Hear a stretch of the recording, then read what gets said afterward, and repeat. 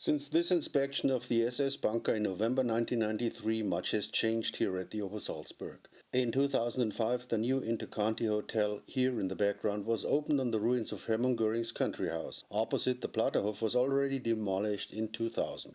Bormann's former luxury hotel had to make way for a large parking lot as well as for the bus departure point for the shuttle buses to the Kelstein. With the demolition material, the underground facilities of the former SS barracks were filled in for good. But before the facilities were completely filled, the team of the registration office climbed down one last time to search for unexplored corridors and caverns, because once again we were lucky. In a private archive in the United States, we discovered a small plan sketch on which a bunker system unknown to us was marked next or below the level we knew. We had to find out whether the system has actually been built or whether the planning stages has remained. How complex and dangerous such an exploration can be, you can see now in the second part of the documentation about the research of the SS bunker systems on the Obersalzberg.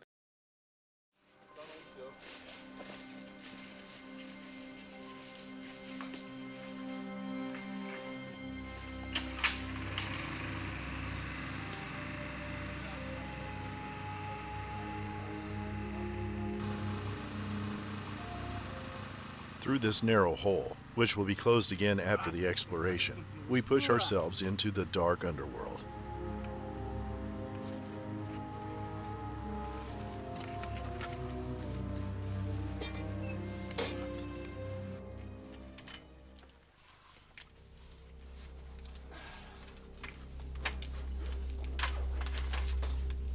First of all, we have to transport all our equipment to a base camp.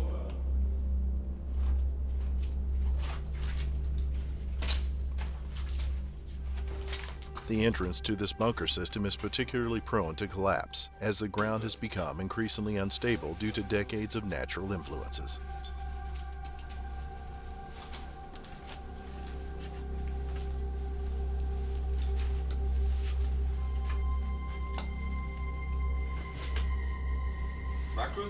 We lay the cables for the power supply through narrow loopholes, but on terrain known to us.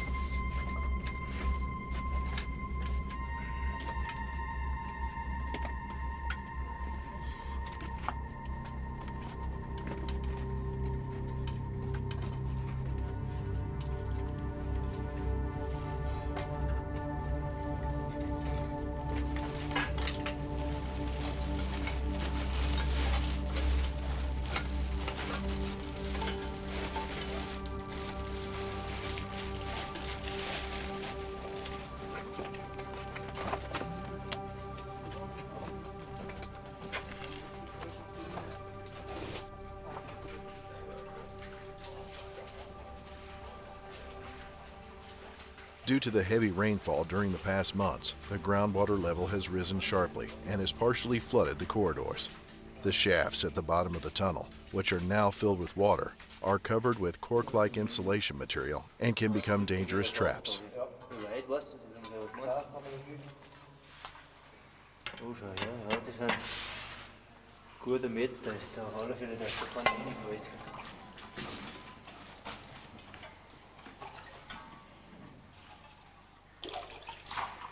Da schwimmt es schon wieder her. Was ist das? Das ist Ölmaterial, das Bitumen so. Aha. Gibt's jetzt noch? Das ist der Schacht. Das ist ein Kanalschacht? Oder? Das ist mit irgendwo markiert, nicht, dass man reinfällt. On the wall, the sparse remains of an electrical junction box.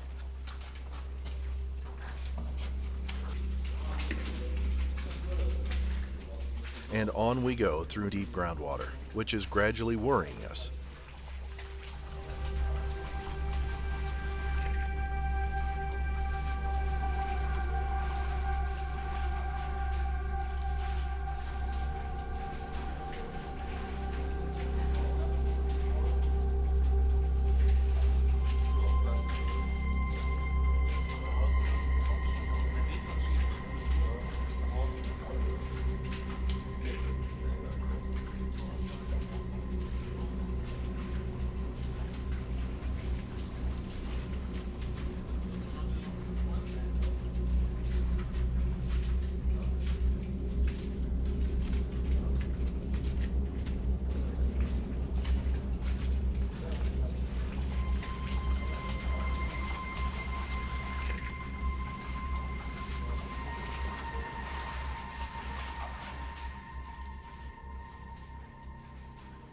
But fortunately, the gallery floor is now rising a little, and we can set up our base camp on dry ground a little later.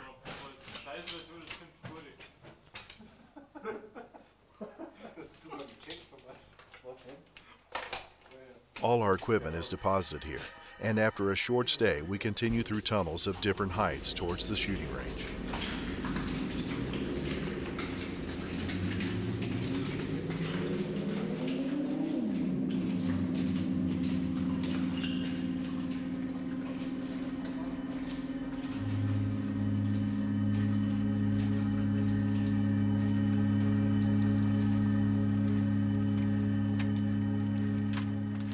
We come across a cavern, which probably served as a material storage facility at the time.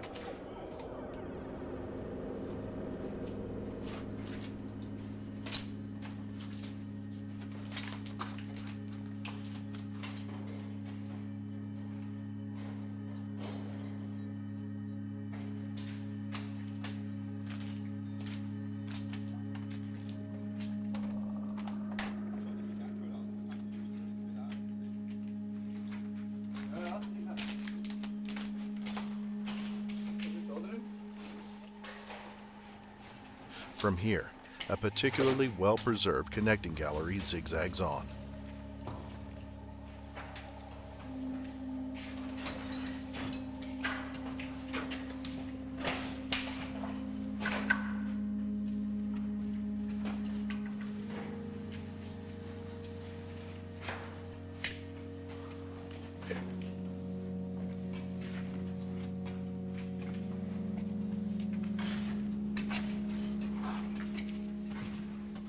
At the end of this tunnel section, we come to a place where massive blasting was obviously carried out. Hidden detonation cords in the rubble are evidence of this. Here we have already found such well-preserved relics from the Nazi era during early exploratory walks. Eschenbach wahrscheinlich. Aber kein Zeichen oder sowas drüben.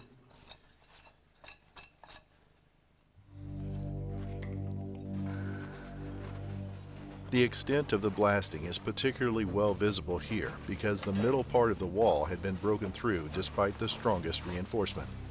The obvious attempt to destroy these underground installations could only have been undertaken by the SS at the time, with the aim of hiding the existence of this bastion from posterity.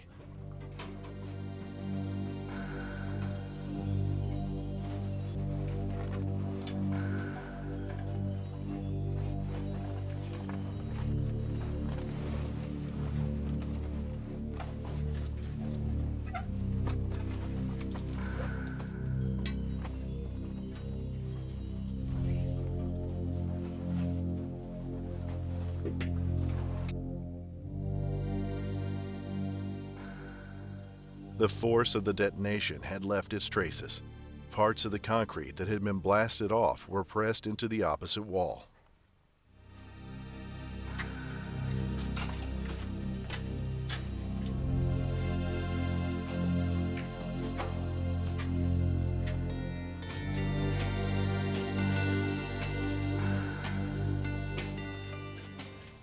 Now, only a short distance separates us from the SS shooting range. A massive granite doorframe is entrance to the facility. The shooting range itself consists of 3 different shooting ranges between 25, 50, and 100 yards in length, as well as a corridor in the middle, shown here in red, for safe access to the target plants. Our entrance is on the left.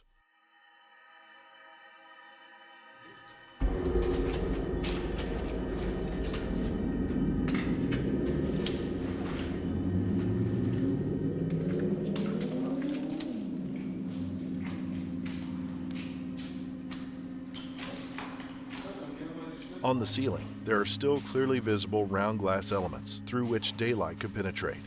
Today, they are covered under 10 feet of rubble from the destroyed SS barracks.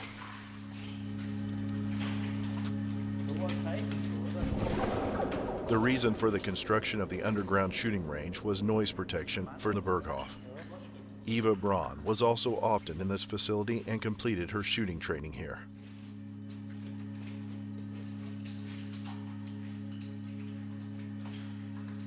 In the corridor between the shooting ranges are the exits to the target plants, where the retractable targets were located. Today, these exits are also filled with groundwater. A look at the original construction plan from 1937 shows the firing ranges in detail. We entered the facility from the side.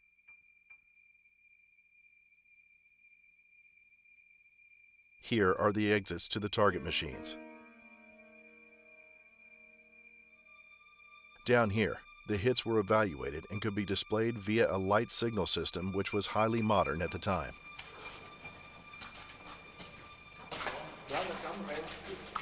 At the end of each shooting channel, there was a bullet trap consisting of sand and piled up logs.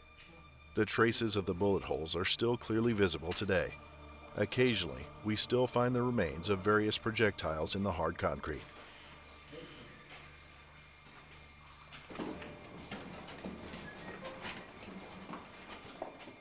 Through a parallel corridor, we go back to the entrance of the shooting range.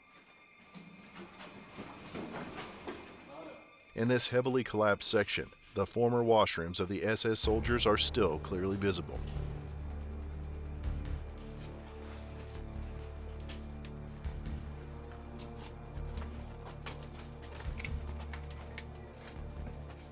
With mixed feelings, we continue through this section, which is in danger of collapsing, in the hope of finding access to the previously unknown bunker system. Again and again, we have to use parallel running ventilation shafts to get further.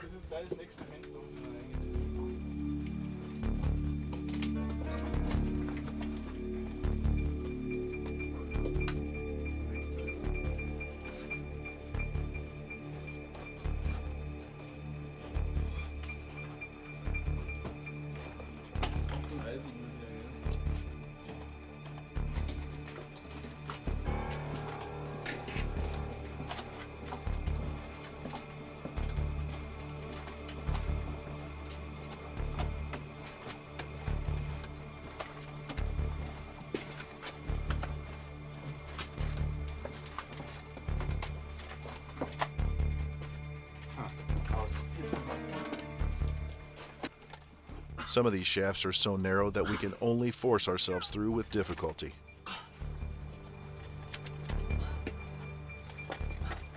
One can imagine the strains of transporting the equipment further.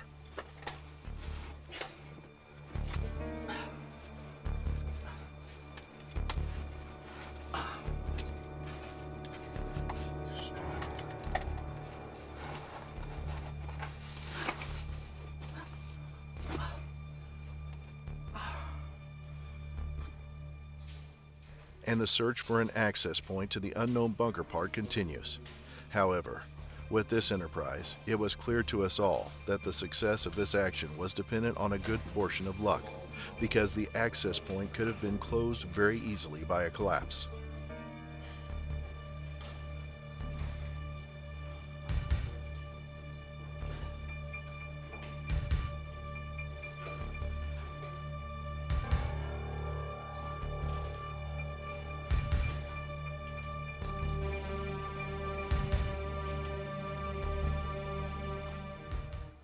The disappointment is great when we slowly come to the end of the system we know without having found the entrance.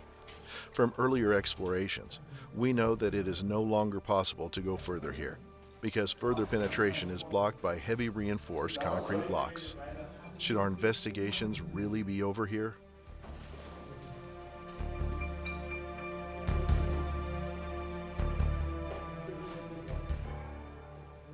At the site of the impenetrable groundwater, a member of our team suddenly gets the idea that the tunnel system we are looking for could also be located in deeper layers.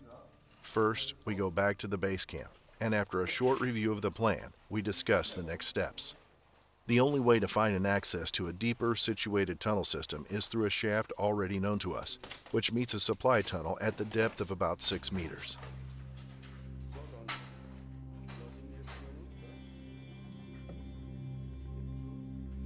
Our employee Paul, an experienced member of the Mountain Rescue Service, leads the abseiling.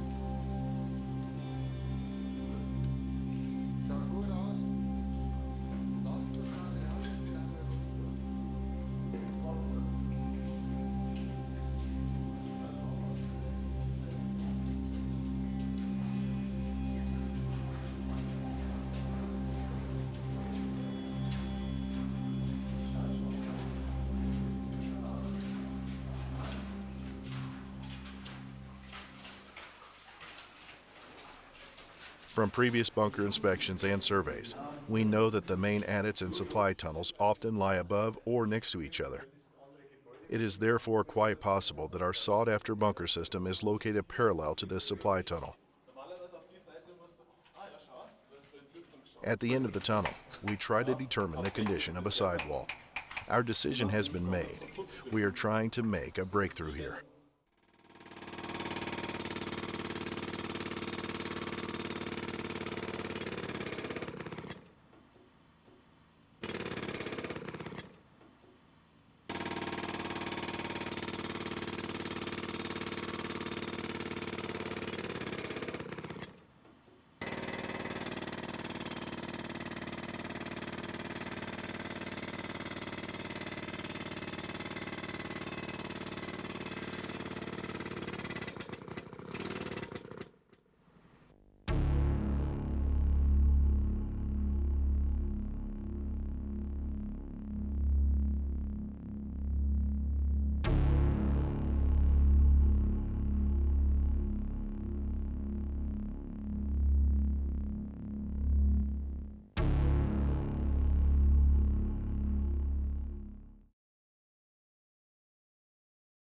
And we are lucky.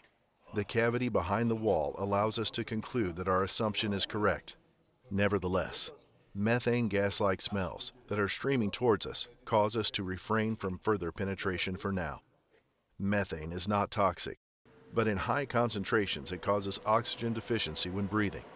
The border between the anesthetic and the suffocating effect is very thin.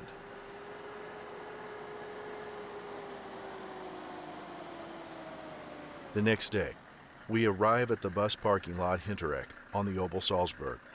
We have asked the local fire department for help with further research because explosions caused by gas formation underground have already led to serious accidents.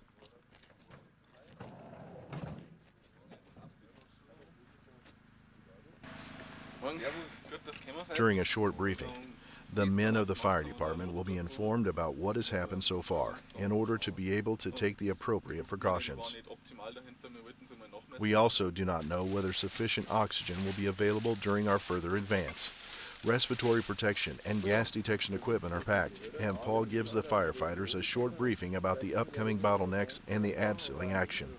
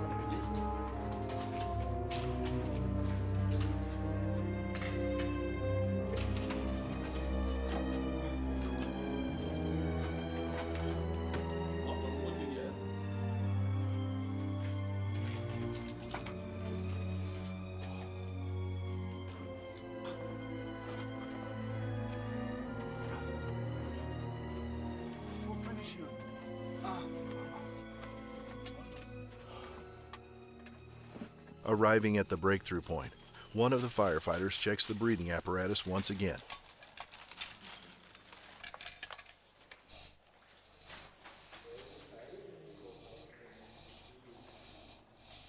Then he gets in. Due to the narrow opening of the wall, he can only put on the breathing apparatus behind the breakthrough point. An enlargement of the wall opening seems too dangerous to us because of the strong threat of collapse. So, packen wir es, oder? Gut.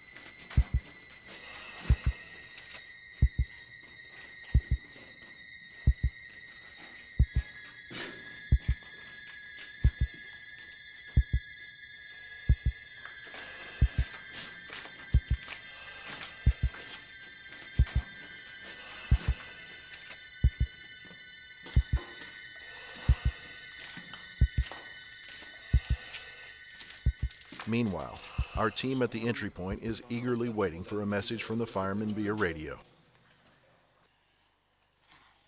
Shortly after that, we get the okay to enter. Ja, Holla, was gibt's?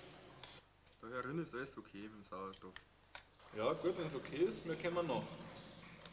Now, the long-awaited moment has arrived, and the exploration of a previously unknown bunker system can begin. Still, the smell of rottenness fills the corridors of the new labyrinth. Due to heavy collapses, we continue to feel our way on unknown ground.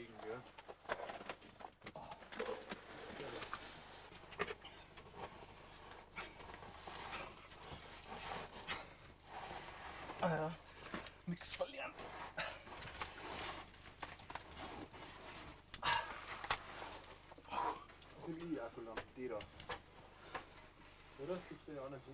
We still do not know where these tunnels will lead us. So, da vorne schaut's noch Ende aus.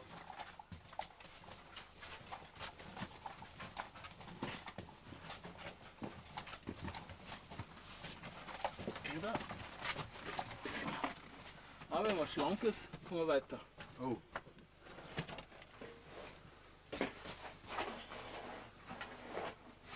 Ja, Wahnsinn.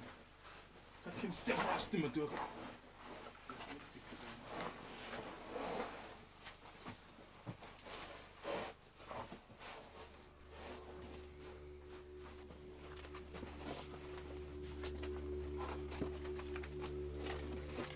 The collapsed tunnels become more and more threatening until we unexpectedly reach a huge cavern.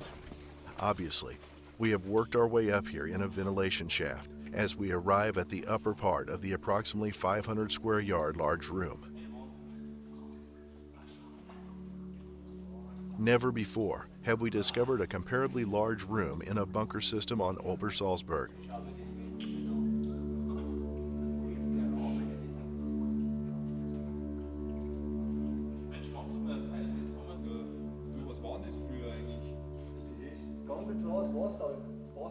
Since the end of the war, this ghostly place was in complete darkness, and the light of our lamps creates ghostly shadows in this underworld. Then we descend.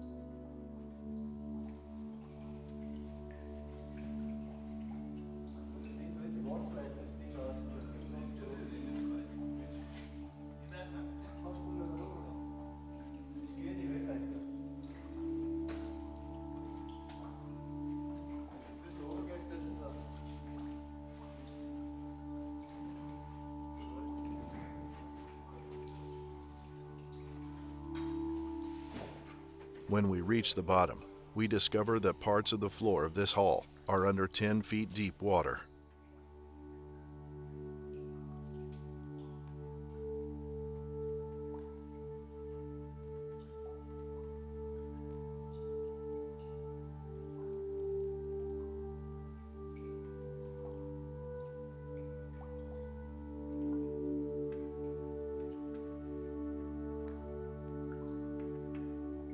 This hall is bordered by several smaller rooms, but they are hardly flooded.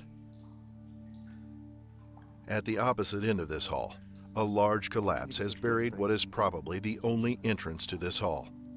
On the walls, the penetrating water has led to strong sintering.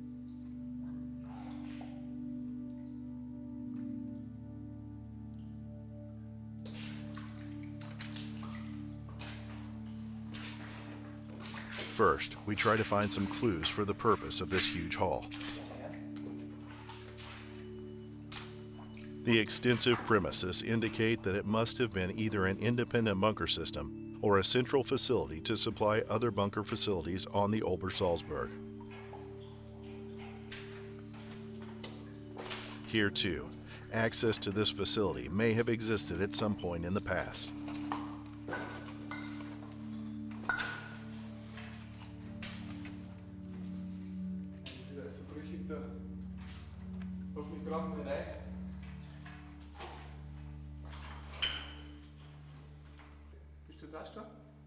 Then we make a sensational discovery in a small adjoining room. Through a circular hole in the floor, we can see completely flooded rooms below us. We have discovered a system with several floors. A further exploration of these underwater rooms was only possible with the help of an experienced cave diver. Once again, the necessary special equipment had to be created on site in laborious actions.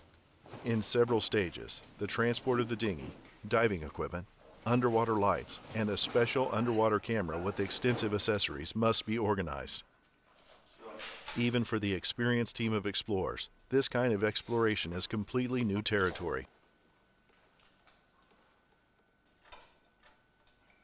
It was hardly imaginable that the use of a cave diver would ever be necessary for a bunker exploration on the Obersalzberg. Lassen wir das dann. Das lassen wir. Basislampen für unten brauchen wir zunächst.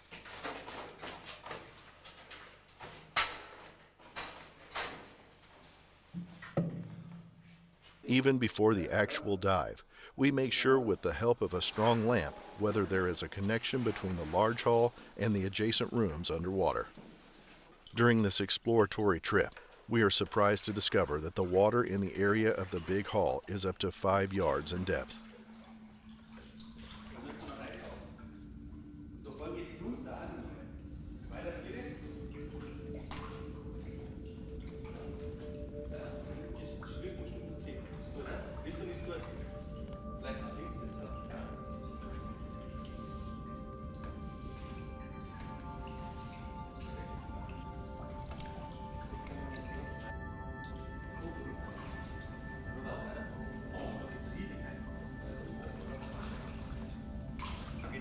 At the side wall of the large hall, we find what was most likely the entrance once, at a depth of about 4 meters.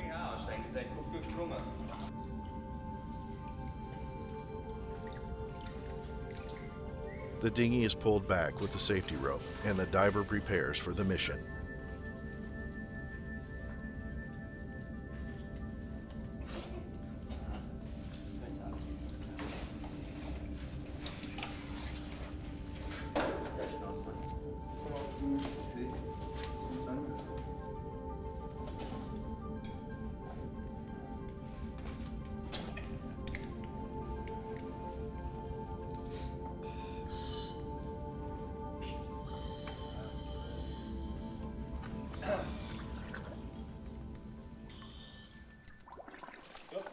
Secured by a rope, the diver climbs with the underwater camera into the mysterious depth.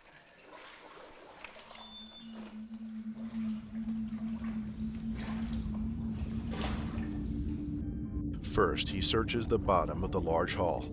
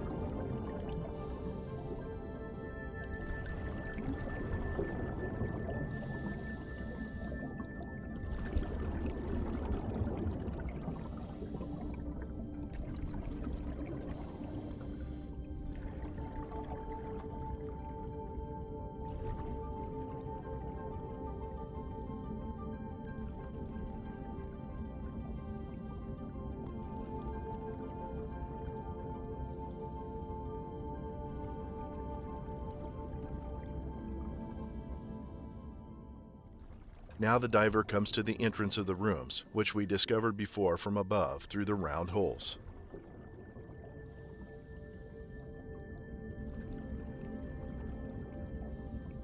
Here you see a view back into the big hall.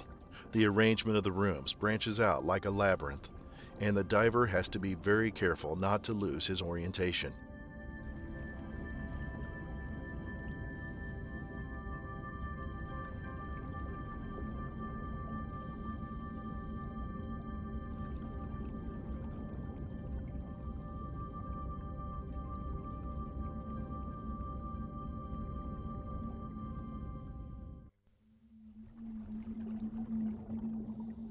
The floor of these rooms is littered with wooden and iron parts that have been well preserved in the oxygen-poor water. For the registration office, these photographs are among the most revealing of all, since until then, nobody knew anything about the existence and nature of this facility.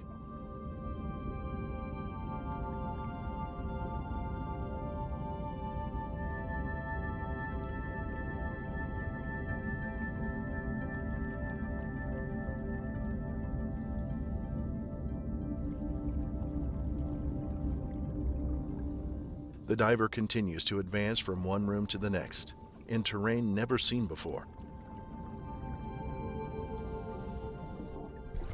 Throughout the entire action, the man in the rubber dinghy maintains the connection with him via the rope. Nevertheless, the risk of danger is extremely high during such dives because the rope can get caught on one of the numerous iron bars and put the diver in a life-threatening situation.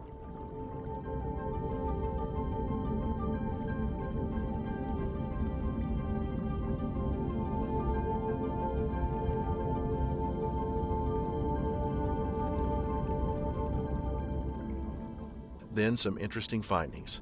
Sparse remains of a Carabiner 98.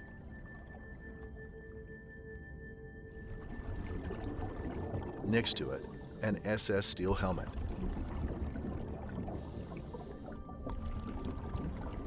The diver searches the grounds for more findings.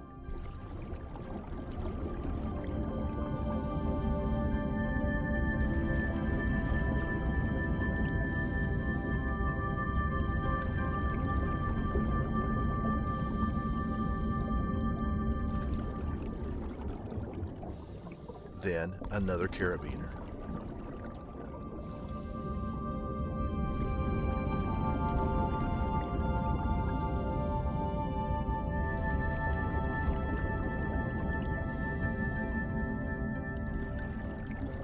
After about 20 minutes, the diver comes to the surface with the first findings.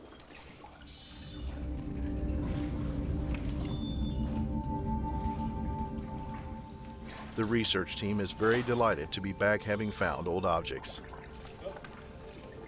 Of course, these objects are not of any particular value, but for us, they are proof that we have once again discovered a system that no one had entered since the end of the war.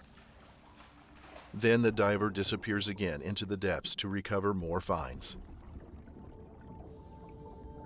In several dives, different finds can be discovered and brought to the surface. However, the search and recovery of finds is not the main purpose of such expeditions. Rather, the exploration and recovery of such sites remains the primary goal.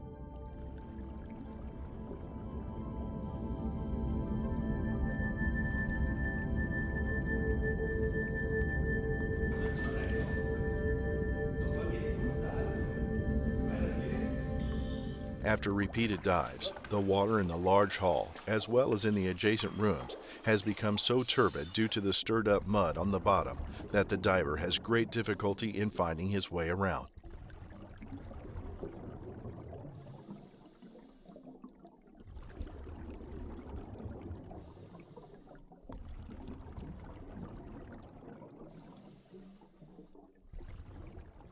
Also, through the hole we discovered in one of the adjacent rooms, the increasing contamination of water is now clearly visible. It is high time for our diver to leave the underwater rooms. Via the rope, he now gives the signal that we should slowly bring him back. It is all too easy for a diver to panic in such a situation and create a critical problem. We are happy when he comes back to the surface shortly afterwards and our successful research project is completed.